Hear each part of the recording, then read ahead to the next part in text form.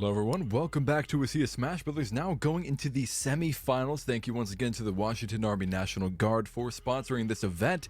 Today's matchup, we have Lake Stevens versus Southridge. Now, TBH, we've seen in the past, these players are very competitive, all right? They do not hold back. And last spring, actually, in Smash Singles, Lake Stevens was the state champion, so in the regular season this year, they went 4-1 in Division A, with their only loss being to Cedar Woolley, who actually just got knocked out of playoffs by AC Davis. So yeah, it's and of course not to be that afraid of them anymore. I guess they've shown that they can get further. Sorry, continue. I mean, maybe not, but they also had the same issue last season. They also had this clash between rival teams, and the thing is that these are such strong rivals, such as storied rivals throughout the history of this league. They're going to be back. And there's probably mixed feelings among the Lake Stevens team right now. Because sure, they don't have to face Cedar Woolley, who handed them their only loss this season.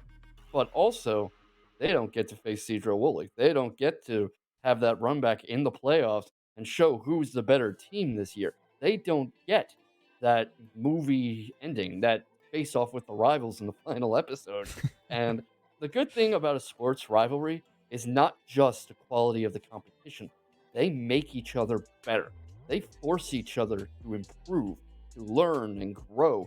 And I think, no sport is complete without a good rivalry. You look at baseball, soccer, sumo, football, anything, you've got the big teams, the big rivalries that really get the crowds showing up. And Southridge is in position to upset that second half of the storied rivalry. Southridge, a very strong team this year. They beat Linden, who we saw put on a wonderful performance in the wild card runoff, as did what am I trying to say? And Lake Stevens did beat OD, who were a very good team in their own right. I am very interested in seeing how this plays out because Southridge could pull out anything. Lake Stevens, one of the most powerful teams in WSSEA, but we saw last week they can't rest on their laurels. We saw Seattle Prep have to fight for their lives against East Valley. We saw how close East Valley was able to drive that, and Southridge could tap into that same spirit. Absolutely. Now, they're not the only players involved in the situation, naturally, as you were talking about Southridge. They were actually in the spring playoffs for singles, but were knocked out by Lake Stevens in the late stage of playoffs that last season, so they actually have a bit of bad blood going into this, that's for sure. We are going to be going into the lobby, but real quick, this season, Southridge actually has an undefeated record in Division B, defeating AC Davis in the regular season, so they don't want to take their first loss just yet. Yeah, and imagine if they get that run back in the finals. We have Steve, we have your hated Little Mac, Ike, Big King K. Rule. This is going to be one heck of a throwdown to start us off. I don't hate him, okay? I want to make it clear, I don't hate Little Mac. I love Little Mac. I play Little Mac. But in doubles, it just doesn't work. It just doesn't. How many times do I have to say it, TBH? How many times are they going to go flying off the stage only to fail to recover? I swear to God. No, not again. Not like this. Not like this. Oh, right as I said it. Right as I said it. It's immediate. There is a lot. Yeah, there's a lot of potential trade-off there because I think when you bring Little Mac into the equation, you are trading on his sheer power, his ability to hold down the center of the stage, his ability to become that big threat that the team needs to focus on. And, you're giving Steve here a lot of cover. You're giving Steve a lot of room to work his magic. But, obviously, the Shake's already down to his last stock. So possibly not going to work out in his favor. Really got to make something happen here because it's two stocks on both of the yellow team, ZZZ, Fat Uncle Ben, and only four stocks for the green team, Jakes and DGC. We are not looking at a good situation unless Jakes can get this under. And Steve help out his opponent, help out his teammate. You know what? Help out his opponent too. Help out his opponent losing. Yes. Assist them in their loss. I'm sorry. I'm kind of freaking out right now. It's breaking my heart watching this Little Mac go flying off the stage, and now he's getting parried. He's done. Oh no, Shakes, he's already done. Oh, I'm gonna cry. And we have seen plenty of 2v1s in this WSSEA season so far. This could actually be recoverable. Steve, very strong character, very versatile character, lots of options, and trading a stock to bring Little Mac back into it. Very good sacrificial play. That is the kind of teamwork you want to see. I don't know. We've seen it before where a team brings back the Little Mac and they immediately regret it. So I don't know about that so far, though. Look at the Shakes holding his own against Fat Uncle Ben, really pressing the advantage, really making him worry. And the Steve is straight off. ZZZ, Ike sending Shakes flying, but he is coming back. He is making that recovery, but not anymore. Now we are back to the 2v1, and this might be looking dark, but it is 3 stocks against 1. And Steve, a very, very strong character. We will have to see what he can pull out here. He might be able to make some magic happen. Oh my gosh. The combo there, just juggling with those up airs. This is part of why Steve is so good, right? Not quite going to finish him back. off. He's not gone. He is not gone. Fat Uncle Ben lured off the stage almost a little too far, taking a hit from his teammate, who does manage to right himself, but sent off the stage in return. And that is game, but that was looking scary for a minute there. That was really, you could see them kind of slam on the brakes and go, whoa, whoa, whoa, we've got to deal with it. I gotta point out what the Steve did there at the very end. That was super impressive. He elytra recovers back into the stage, immediately rolls out of the way of the swing, baiting him to swing into his own teammate, and then he grabbed him and threw him off ledge. All in the span of like a second. That was fantastic, but unfortunately he had a Little Mac on his team. So he was not going to win that no matter what. I'm being too mean. I'm being too mean. Yeah, a little. We did see some Little Mac magic happen last. We did see Noodles hold his own and help out Cosmic. He did take a stock. I remember seeing that, but it's painful. It is. It's just I feel like he's a good player too. That's what's really frustrating about him. Is he's a good player taking Little Mac into a duos match. It's just it doubles. And it's the wrong move. It really is. It's the wrong move, and it pains me, TVH. It really does to see such a bright light be snuffed out so quickly by the character they're playing. I suppose it begs a question. Do you want to risk a character you're less familiar with? Do you want to really abandon your main? Because I assume this is their main. This is the character they spend all season training with, and really go out into strange waters in the middle of a playoff game, in the middle of a semifinal. Maybe your main isn't the best choice, but is it really a better choice to go out there in unknown waters? I think at this point it might be, because with the track record, it's just not worth it. I don't think it's worth it to stay on the Little Mac. I don't. It's just he's a good player, and the second he's off stage, it's over. Like that doesn't seem worth it to me. I think it makes more sense to pick a character with a better recovery in a doubles match, regardless of your familiarity with them, because there are a lot of very simple characters in this game that are also very strong. Palutena, for instance, I think could be a good choice. She has a very strong recovery and a very straightforward kit, a character that can quickly be figured out, and it's considered a high tier, largely. So I think that he could figure that out quickly. So despite how fun Little Mac is to play,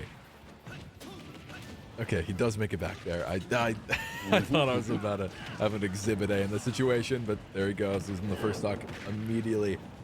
Um, I'm not sure what to do. I'm not sure what to say here, TBH. Oh, he smacks This him is into his own not teammate's TNT as well. Oh, that's sad. Yeah, this is not an impossible situation, and I would caution anyone against kind of calling it over before it is because of the characters on display. But right now, Southridge is being very aggressive, sandwiching Steve between their two heavy hitters, really knowing that they have to focus on getting rid of the Steve.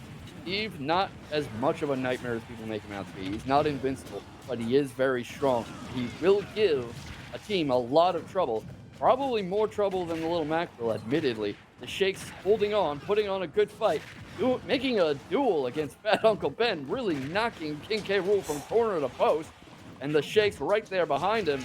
But, really have to be careful. I do like, though, BGC's effort to guard the edge and to really fight off platform a bit to keep King K. Rool, Fat Uncle Ben from being able to recover easily. Unfortunately, maybe not enough. He did have to share a stock again to keep his teammate in the fight and doesn't seem very confident in his 2v1 skills, which unfortunately it's coming down to for the second game in a row. We are looking at another 2-on-1 fighting to keep this set alive, or maybe not. I don't know if that was some goal trouble or just wanting to let his teammate have some fun because ZZZ not really joining in there.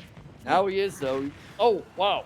I see what he was going for, but it didn't really work out as well as he was hoping. And oh boy, Uh-oh. that's some painful TNT right there. But belly flop ends it. That'll do it. All right, that's going to be the first best of 3-1 for Southridge against Lake Stevens.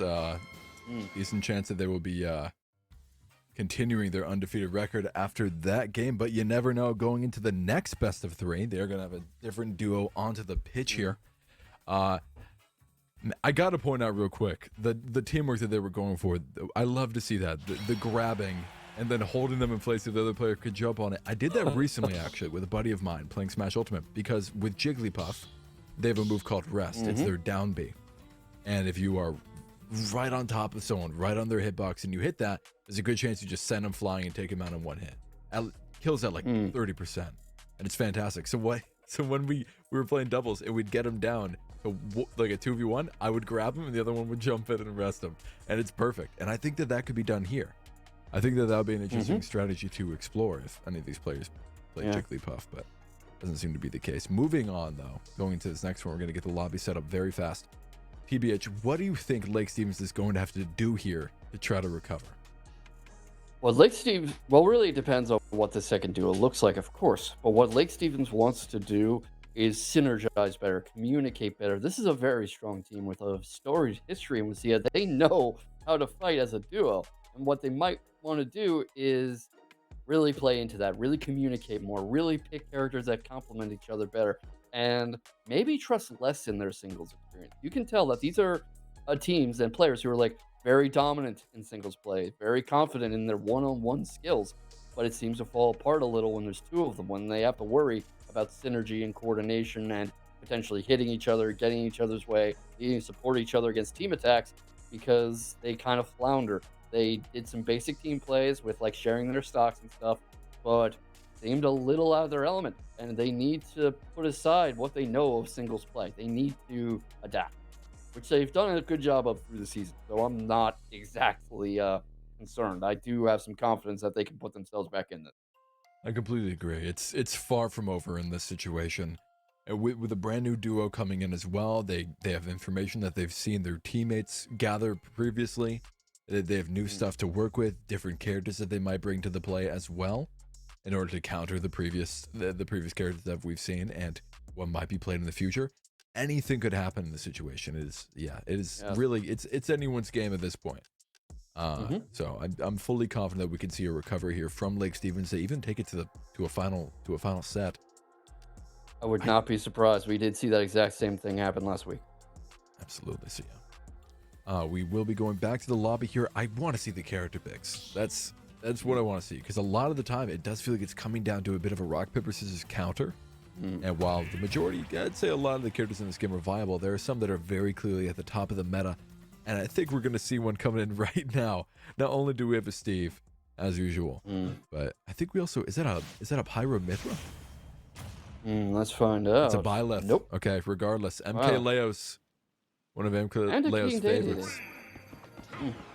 Yes, but I would be cautious about relying too much on tiers and meta because we saw that Steve did not exactly work out for Lake Stevens last time out, and we've seen DDDs lose. We've seen Violets lose.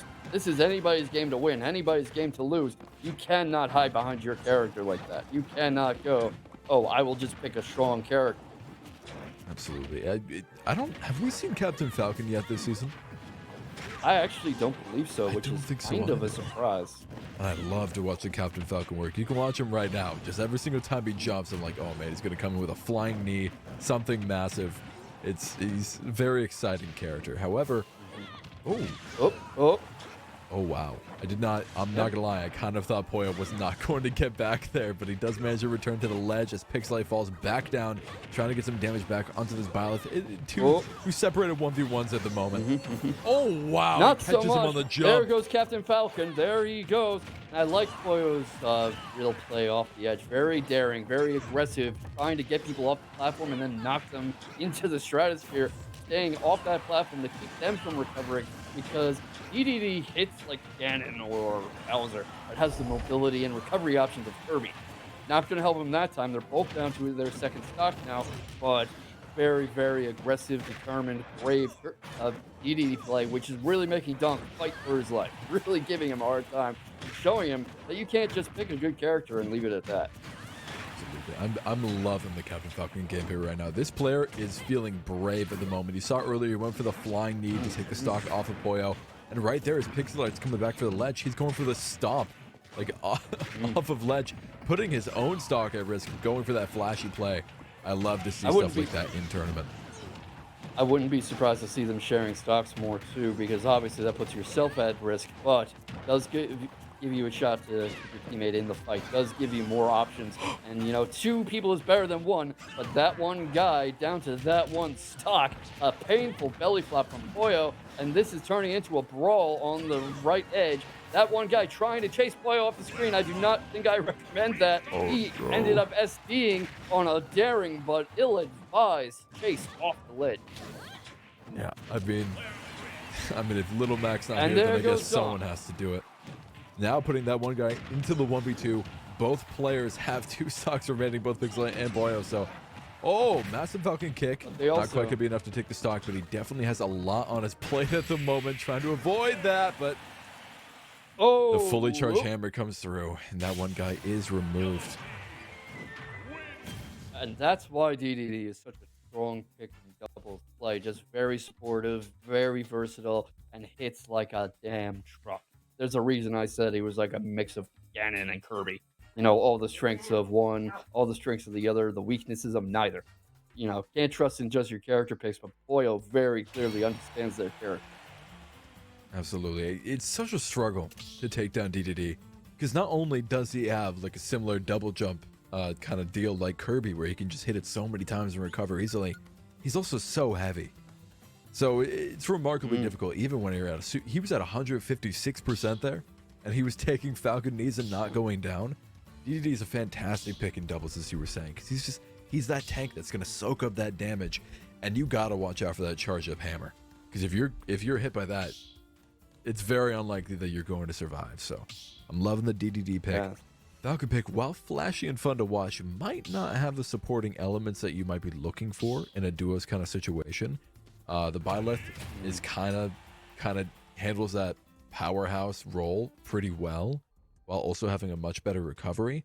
So maybe with more careful play, the Falcon might be effective.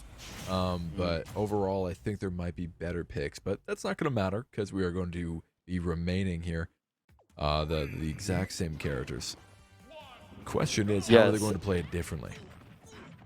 That is always the question, because it's not what your character is, it's what you do with it. And it's Lake Stevens determined to keep themselves in this, determined to turn this into a brawl, into a fight. And Southridge is getting a semifinal match right now. That one guy taken out on his first stock in very, very short order. Poyo showing that he is the powerhouse of this match. The man to beat. Wow, that hammer charge up connecting, that was straight prediction, TBH. That was like he read that one guy like a book right there, and he did get a stock off of it within like 20 seconds of Oh, the match beginning. yes, absolutely, and recovering admirably from that strike from Dunk. Both of them fighting for recovery a little, but Poyo back on stage, no trouble there. Knocking Byleth flying. Byleth is probably going to be Poyo, not deterred, but sent flying, and there goes another stock. Poyo is not just picking a bigger character. Poyo understands their character. Poyo is just dominant with this DDD right now, and I like how he is covering for Steve, who's able to give that one guy a lot of trouble with his attacks, with his building options, with his control of the stage, because Poyo is keeping him from being ganged up on. While I have to say, Poyo, like he's so good at predicting what his opponents are going to do. I have to give some credit to that one guy for that stomp off the ledge there, taking a stock from Poyo. That looked amazing. Oh man, I love to see that kind of Captain Falcon gameplay. That's the He grabs him at the edge, forcing him to the side of the stage, and it ricochets him off and loses him another stock. That one guy finally showing up right now. This is incredible. He takes 2 stocks in pretty quick succession. This is what Donk needed out of his teammate right now. He's just putting out steady damage, and that one guy flies in and shows him what he can really do on this Captain Falcon. Wow. What I'm liking too is they are evolving in real time. They are adapting to this match on the fly. That one guy is getting Poyo's timing. You can see him and Donk really adjusting on the fly and learning how to bait him out, how to make him whiff, how to time him so that he attacks early or late.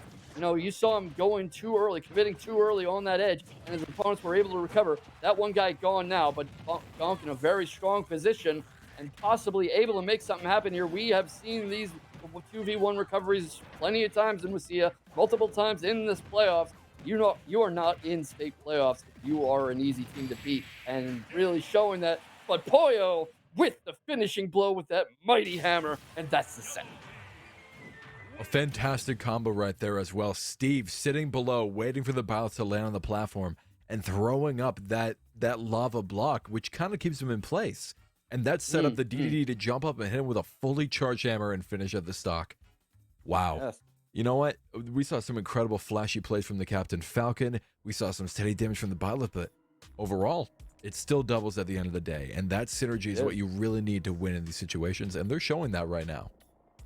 They are, and I like the trust in each other they're showing. They are trusting each other to catch what they're putting down, to cover for each other, to be there when they're needed. Poyo had all the time in the world to charge up that mighty, thunderous hammer because his teammate was there, keeping the pressure off him, diverting the enemy's attention, getting them to watch where they shouldn't be watching, and Dunk just wandered right into that hammer strike. They were set up and knocked down. It was like putting a T-ball on the tee. Absolutely. It blows my mind to see what some of these players are capable of, because I'll admit, I don't watch enough Ultimate. I'm mostly watching Melee, right? But watching gameplay like this, I'm like, what am I doing? I should be watching more Smash Ultimate. If this is stuff coming out from these high school players that clearly just have so much promise going into games like this. Wow. Yeah, I've mentioned it before that, some of the best in the world are these kids' ages. Of the MK Leos of the world, the Onins of the world. And that's something you see a lot in fighting games, like Andy Walker over in Capcom Cup. And of trouble with the sweat. Considering the lot shutdown, I believe that was it. And what a set it was. What a match it was in that case. They themselves on grand finals, state championship finals, in such dominant display that you and I almost didn't react. Yeah, it was so clean cut and dry that we couldn't even keep up. But yeah, congratulations to Southridge for winning that. They continue to be undefeated, and I don't even know what to say. It was a dominant victory and definitely different from last season. So it's great to see their evolution coming into this next one now here in doubles. So yeah, thank you guys so much for watching. Once again, thank you to the Washington Army National Guard. Make sure to come by again next week. I believe once again we're gonna have Rocket League, but we also have this. Take a gander at this if you may. These are the playoff brackets at the moment. Southridge taking it from Lake Stevens now. Depending on who wins between Seattle Prep and Davis, we're gonna see a final match situation that is going to be extremely intense. So do not miss that, coming on the 15th at 4 p.m. Be ready. It's going to be crazy. Yeah, I don't know about you, but some of these matchups I was not expecting. I was not expecting Lake Stevens to fall here. I think you saw me accidentally credit Lake Stevens with a victory that they apparently didn't get. And Opio. Cedra Woolley's gone. Seattle Prep is fighting for its life. Seattle Prep had such a difficult battle last week. This is just an incredible bracket, an incredible playoffs. These teams are fighting their hearts out, doing their absolute best to stay in here and bring glory back home to their schools and their friends and their families. And all power in the world. This is just such an admirable thing they're putting on. Absolutely. And it's only going to get better, only more intense. Again, make sure to come back next week. Thank you again, Washington Army National Guard. And that'll be us signing off. Thank you again. All right. Thank you.